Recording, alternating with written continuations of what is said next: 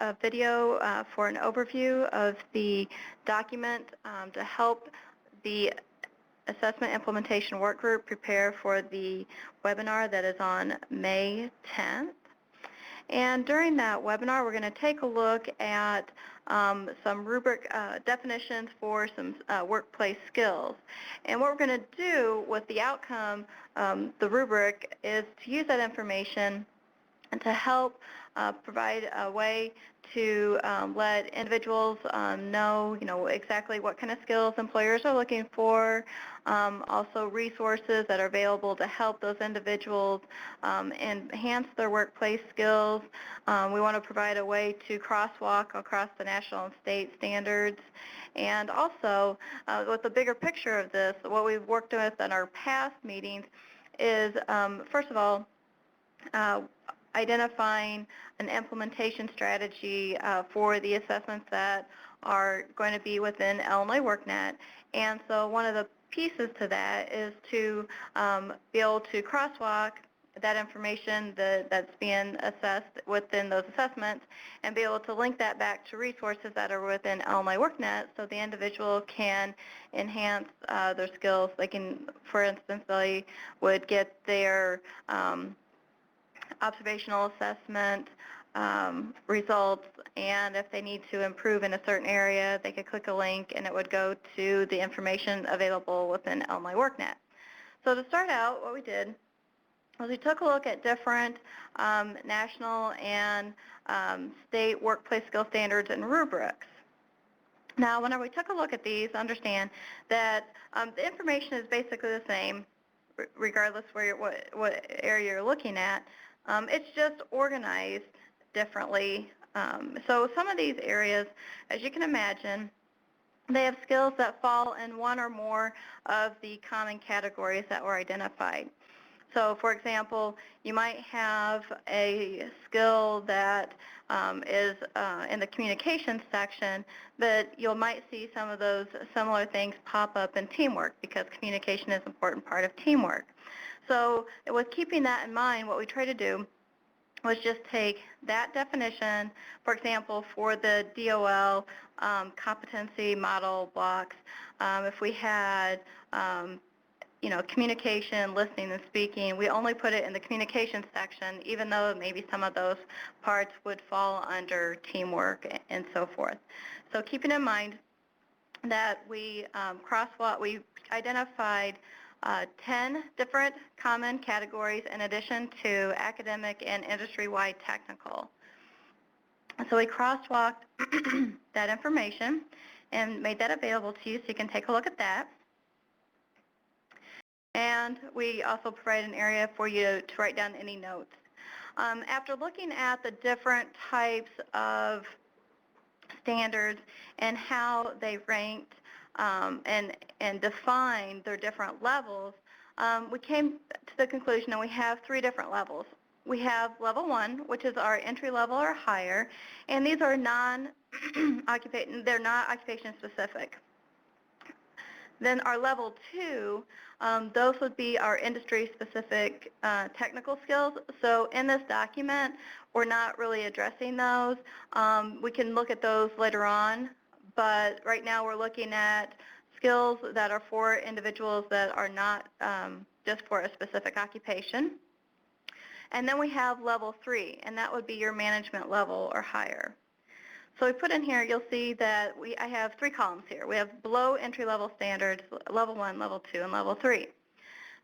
So we identified the different levels for each of the items, whether it's the DOL model, the career cluster model, NOCD, IT task force.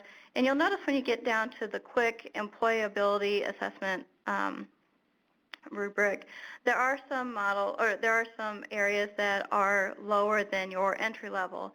And I just want you to keep in mind that those are, just to assess where the individual is throughout that process. So it's a way to help them identify what they need to do to get up to the skill level meets or exceeds standards so that they will be at the entry level. Now, I included in here an overview or a visual of the DOL. Now this is their general competency model, so it includes everything. They do have industry and occupational specific ones on their website as well, but I just wanted to show you that we have our 3 levels. We have our level 1, level 2, level 3 being the management. Now we tried to look at different ways of presenting this, and while this is really good, it might be a little complicated or overwhelming for an individual. So that's why we put together the 10 common categories.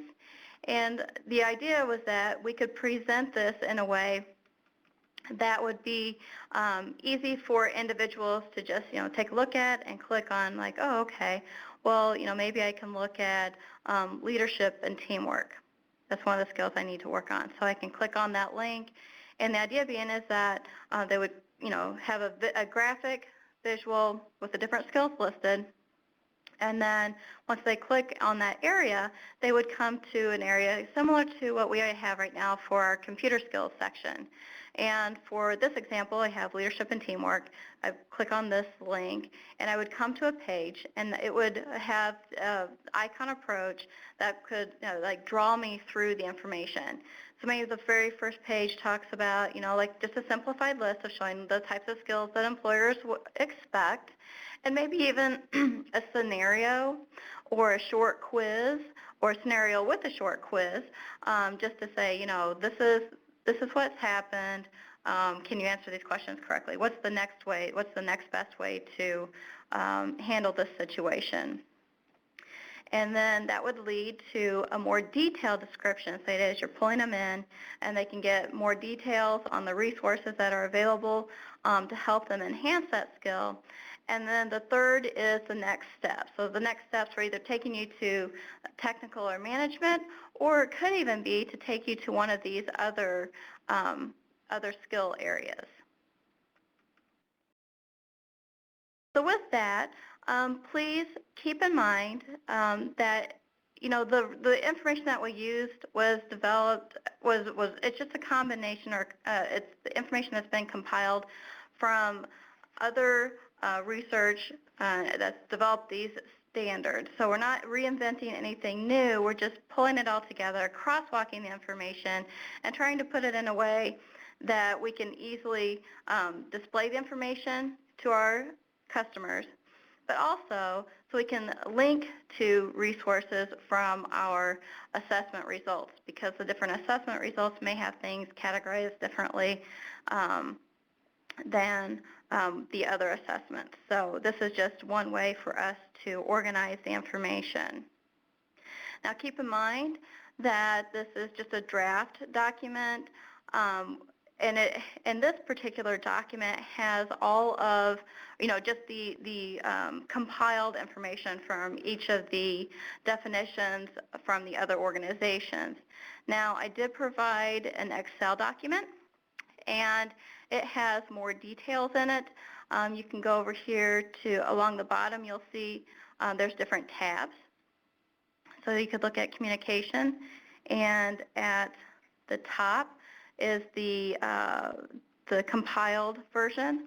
But then as you go down, you'll see it's just by topic. So you can see exactly where the information is coming from DOL,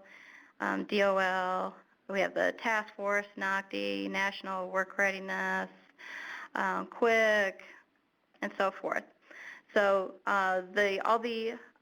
it's just been a copy and paste from the actual standard itself, or the rubric, whatever document was used, and they're put into the levels 1, 2, and 3. So one of the things that you can do whenever you're taking a look at this document is to, first of all, make sure that everything's covered, making sure that the skill is covered sufficiently, make sure we didn't miss anything. But then also to take a look and say, well, this is good, it has all the information in it, but is there a way that we can reword or simplify this definition without losing the meat, without losing the real meaning of what we're trying to communicate? Again, keep in mind we're looking at level 1 and level 3 right now. And also when you take a look at these, keep in mind that this is what's a little bit different than this view. This view is a mock-up of something that an individual may see on the page. So this wheel right here would be like the entry point. They would click on one of these areas and go to a page with this would be at the top, then we'd have the body and so forth. The rubrics that you're going to take a look at, that's simply for background information for as a working document that we can develop, and then it's not intended to be the way the format or how the individual is going to view the information, so just keep that in mind. Now also, so as you go through this, think about, first of all, the skills covered sufficiently. Can it be reworded or simplified?